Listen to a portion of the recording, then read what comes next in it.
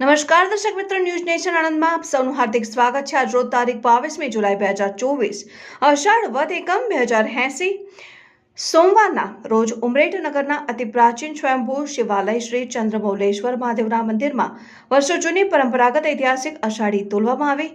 અષાઢીના વર્તારા પ્રમાણે આવનાર સમધારણ વર્ષ રહેશે, જેમાં વિશેષ રીતે ઘઉં, તલ, અડદ, જુવાર પાક ખૂબ સારો થશે, શિયાળુ પાક સારો રહેશે અને વરસાદ પાછોતરો રહેશે એવો વર્તારો મહાદેવજીના આશીર્વાદ દ્વારા પ્રાપ્ત થયો છે।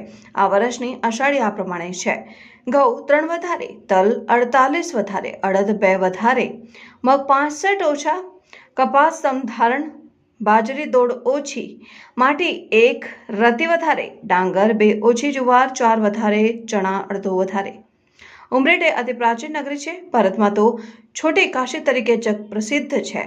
સમગ્ર ભારતમાં માત્ર આ શિવાલયમાં ઐતિહાસિક અષાઢી તોલવાની 300 વર્ષ જૂની પરંપરા છે।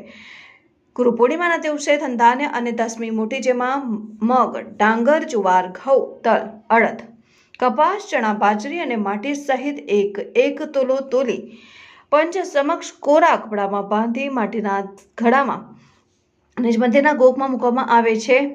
ત્યારબાદ બીજા દિવસે એટલે કે અષાઢ સુદ એકમના દિવસે આ ધાન્ય ફરી તોલવામાં આવે છે, જેમાં વધઘટ થઈ જાય છે। આ સાથે વધઘટ ઉપરથી ખેડૂતો સમગ્ર વર્ષ દરમિયાન ખેતી કરતા હોય છે। આ વર્તારાને અષાઢી કહેવાય છે। અષાઢી તોલવા દરમિયાન જે ધાન્યમાં વધારો થયો હોય તે પાક વધારે ઉપજે છે અને જે ધાન્યમાં ઘટાડો જોવા મળ્યો હોય તે પાકનું ઉત્પાદન વર્ષ દરમિયાન ખૂબ જ ઓછું થતું હોય છે। ધાન્યમાં જોવા મળતી વધઘટ ઉપરથી ખેડૂતો કયા પાકની ખેતી કરવી તેનો અંદાજો લગાવે છે। આમ ચરોતર વિસ્તાર ઉપરાંત આસપાસના જિલ્લા ખેડૂતો ઉમરેઠમાં બિરાજમાન શ્રી ચંદ્રમૌલેશ્વર મહાદેવજીમાં વિશેષ આસ્થા ધરાવે છે। આ મંગલ પ્રસંગે ઉમરેઠ ગામના અગ્રણી વેપારી વર્ગ અને વિપુલ સંખ્યામાં ખેડૂતો હાજર હતા। આ પ્રસંગે ઉપસ્થિત સર્વે શિવભક્તોનો શ્રી ચંદ્રમૌલેશ્વર મહાદેવ ટ્રસ્ટ દ્વારા આભાર વ્યક્ત કરવામાં આવ્યો હતો।